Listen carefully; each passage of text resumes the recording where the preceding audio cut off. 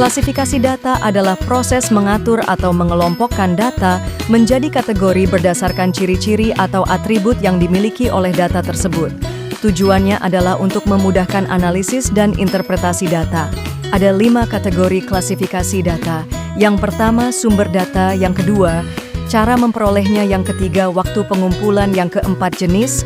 Dan yang kelima, sifat data. Kategori pertama, yaitu sumber data. Sumber data terbagi 2. Pertama, data internal. Data internal adalah data yang diperoleh dari dalam suatu organisasi, perusahaan, atau sistem. Kedua, data eksternal. Data eksternal adalah data yang diperoleh dari luar organisasi atau perusahaan. Adapun contoh data internal yaitu: yang pertama, data penjualan dan transaksi pelanggan. Kedua, data karyawan, jumlah pegawai, absensi, produktivitas. Yang ketiga, data persediaan atau stok barang. Adapun contoh data eksternal, yang pertama, data tren pasar dari lembaga riset. Kedua, data ekonomi dari Badan Pusat Statistik, BPS. Dan yang ketiga, data cuaca dari BMKG untuk bisnis yang bergantung pada kondisi lingkungan. Kategori kedua, yaitu cara memperolehnya, yang terbagi 2. Pertama, data primer. Data primer adalah data yang diperoleh langsung dari sumber utama, melalui proses pengumpulan data yang dilakukan sendiri oleh peneliti atau organisasi. Kedua, data sekunder. Data sekunder adalah data yang diperoleh dari sumber yang sudah ada, seperti laporan, jurnal, atau database yang telah dikumpulkan oleh pihak lain. Adapun contoh data primer. Pertama, hasil wawancara dengan pelanggan tentang kepuasan produk. Kedua, data survei yang dikumpulkan langsung dari responden.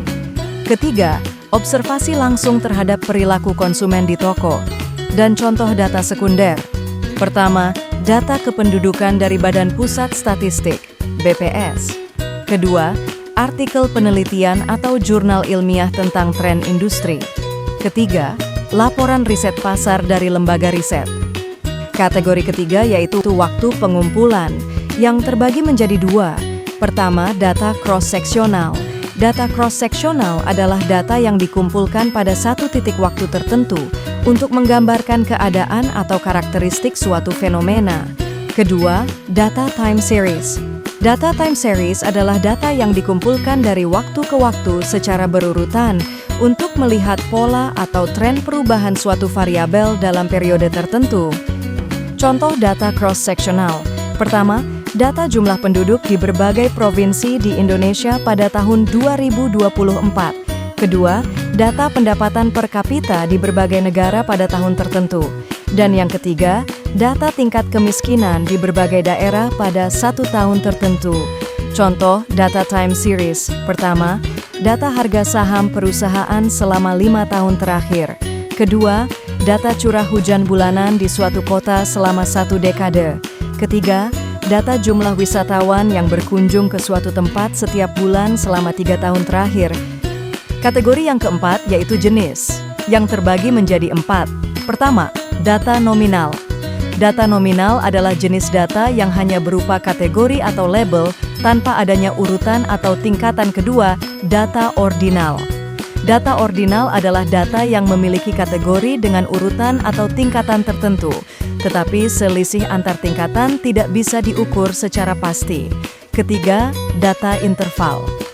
Data interval adalah data numerik yang memiliki selisih atau jarak yang tetap antara nilai-nilainya, tetapi tidak memiliki nilai nol mutlak. Nol tidak menunjukkan ketiadaan. Dan yang keempat, data rasio.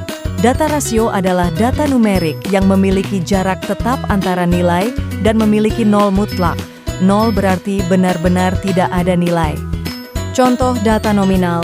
Pertama, jenis kelamin, laki-laki, perempuan. Kedua, kota kelahiran, Jakarta, Surabaya, Bandung. Contoh data ordinal. Pertama, tingkat pendidikan, SD, SMP, SMA, S1, S2.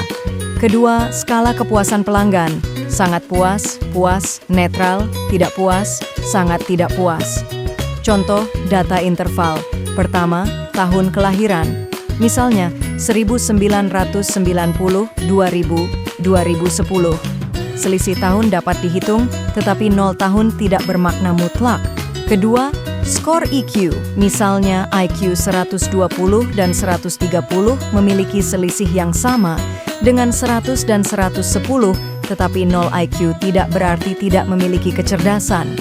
Contoh data rasio. Pertama, berat badan seseorang, 50 kg, 70 kg. 0 berarti tidak ada berat badan. Kedua, pendapatan seseorang per bulan, 5 juta rupiah, 10 juta rupiah. 0 berarti tidak ada pendapatan.